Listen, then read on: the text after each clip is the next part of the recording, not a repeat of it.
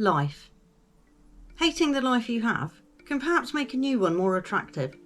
So maybe that's why they try to make basic living and surviving somewhat of a chore, hoping that people will gladly accept the new, easy and secure digital lifestyle coming our way, apparently. Because that's probably how they got everyone to comply the last time round, at the end of the 1800s. Set people up to fail and wear them down to acceptance and compliance. And I say apparently for the digital vision they have, because although it appears they want it, the infrastructure to support it seems very lacking and not quite up to scratch at all. And in fact, things that used to work perfectly well no longer do. Threats of power shortages, farming being disrupted, cyber attacks threatened, roads being restricted. Funny really too when you realise they claim to want everything being electric powered and renewable. A glaring point of failure, and still we push forward.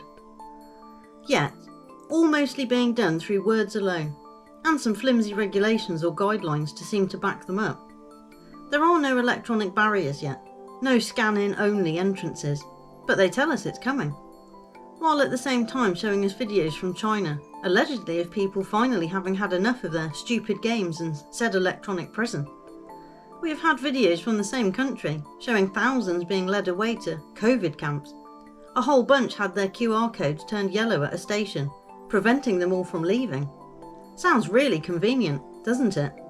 Or a strange game they want everyone to play.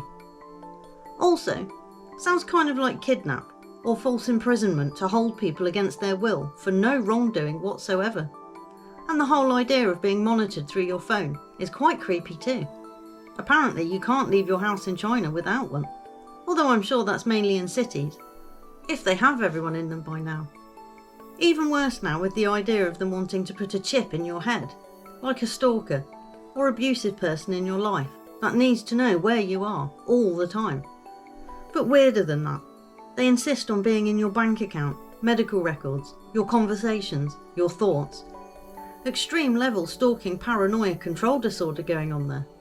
But because it is a corporation doing it, for some reason people aren't concerned. And not a faceless corporation, I might add.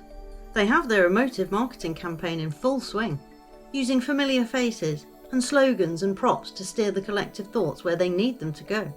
Until they have their direct link into your brain, of course. Then it's a different story. We comment as people all the time how captive animals aren't happy. Even the ones who appear to have a really good simulated habitat are still missing out on really being themselves.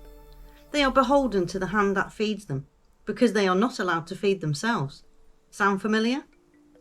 Just because we can't see the bars, or the fences and barriers, we somehow believe they weren't there. Clever. They are invisible social, racial, financial, and economic barriers they have used for us instead, to give the illusion of being free. That's where the Matrix was right. The illusion of freedom is the construct they have used to enslave us. And strangely what we are fighting to save, it seems, from the next deeper level of enslavement. But deep down, we know something isn't right. And in fact know it is very wrong indeed.